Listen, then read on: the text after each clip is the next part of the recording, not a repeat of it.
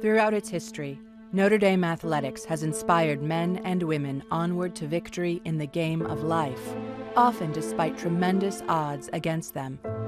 These journeys have manifested themselves in a variety of physical, mental, and spiritual forms, but one element binds them together: persistence fueled by the spirit of Notre Dame.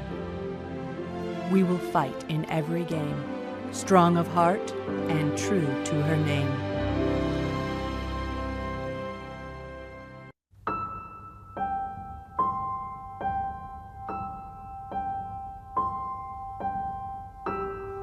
The university makes a big deal about educating the heart and the mind of the students who go here, and that was absolutely evident with all of the things that Ted went through. I don't think you get in Notre Dame unless you're good.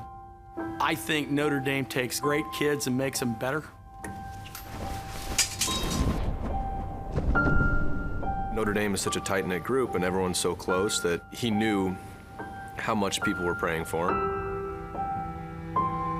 If you don't have faith, you're not going to believe in miracles because you can't prove them. But if you have faith, you don't need the explanation. And to me, there were so many things miraculously that had to line up perfectly for Ted to even have a chance.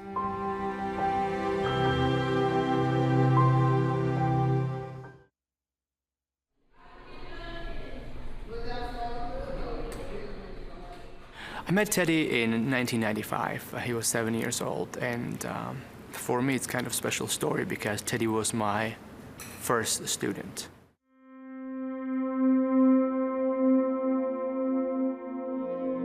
I was, 3/4 all the way through college. I did pretty well in my junior year. I was enjoying life.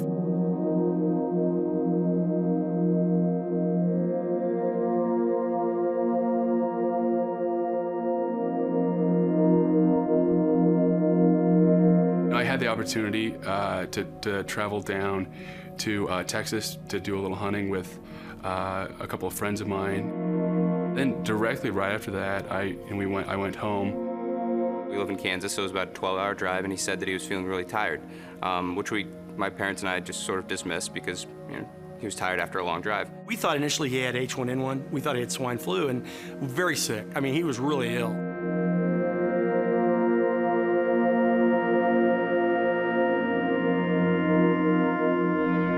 I get this phone call in the morning.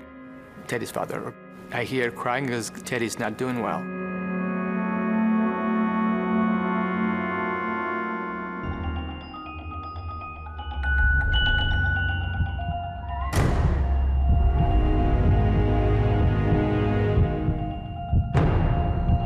The fact that this incredibly athletic, smart, healthy guy could go from great to dead in 48 hours. I just couldn't get my mind around it. He got sick in early June, and for about the next 4 to 6 weeks, basically he was pretty much in a medically induced coma. I think 4 times in that entire time, we basically were told he would not be alive 8 hours later. And that's, I mean, anyone who has a child, what's your worst fear? We learned later he had suffered a stroke at that time, so he'd basically lost his language too. So imagine waking up in, a hospital bed and you're connected to God knows how many machines, and you can't form the questions. You can't absorb the answers.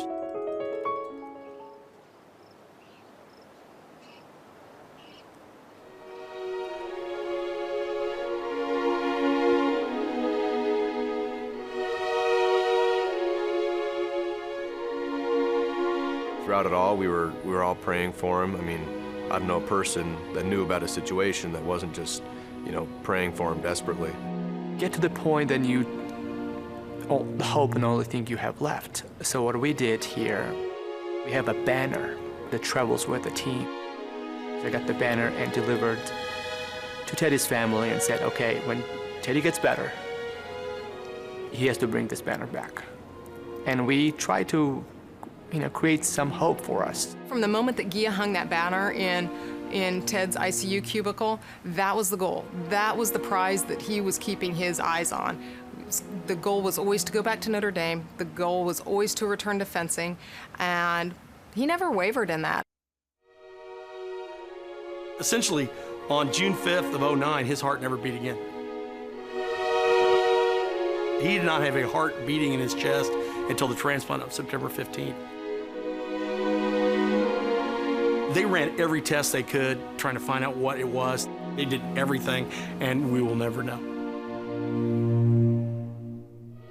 He had more than 5 serious operations, either giving him new mechanical pumps, changing out old ones, and then ultimately the heart transplant. He went through an awful lot. And every day when we would come into the ICU after one of these major procedures, it was thumbs up by Ted.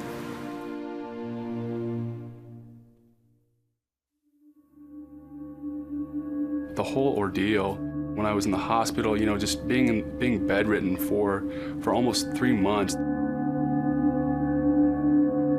Really, I was just so grateful just to have survived. You know, it was a very gradual process to get healthy, you know, mentally and physically. But thankfully, there was a bunch of wonderful people that helped me. The physical therapists here were very cognizant of the fact that he was a Div 1 athlete. Their goal was to get him as strong as they could, 1, in order to survive the transplant, but 2, in order to get back to the fencing team at Notre Dame. I didn't think he'd ever fence again. I said, yeah, you know, we'll be lucky if he can go back to class. He had come back to the fencing gym and where they practice, and the kids went nuts. First he wore his Notre Dame jacket, he brought the flag back, you know, I mean, it was a big deal. One of the most triumphant moments I've seen in my life, of him going through all this adversity and still coming back and being healthy and strong within a few months after receiving a heart transplant, was just amazing.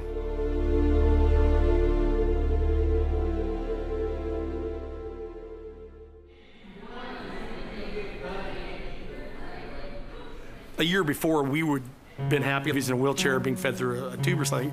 I mean, this was a great moment for us. I mean, the fact that he was back in school, he was fencing, I mean, this was a return to being normal, and it just floored us. Did you ever think we were going to get here, bud? Nope. That's awesome. It is awesome. Looked like the biggest wuss. I mean, I was done. I was blubbering mad.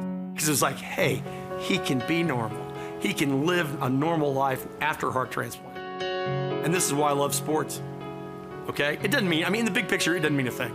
You know, who's gonna remember 100 years from now one fencing bout? Nobody. Irish! They broke the huddle and Ted had a tear. At that moment, it was really, really big. Ted got behind 2-0, and we're all sitting there going, ah, that's cool. You know, the fact that he's even competing is awesome. Ted.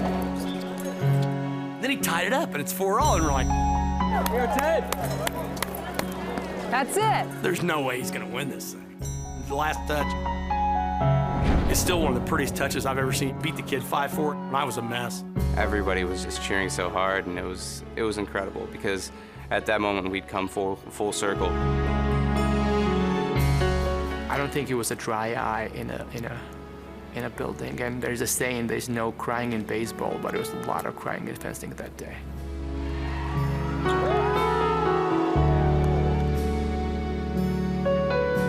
I'm just very happy to be back, you know, as a student and a fencer.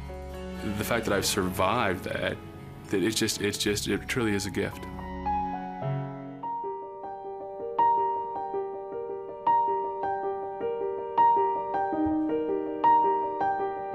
When he was admitted to Notre Dame, the big deal there was, hey, you're part of the Notre Dame family. And I was thinking, okay, fine, that's, you know, it's a good slogan, you know. I wasn't sure that was real, but from our experience, they're not just saying that. I mean, he's part of their family, and we get treated like family.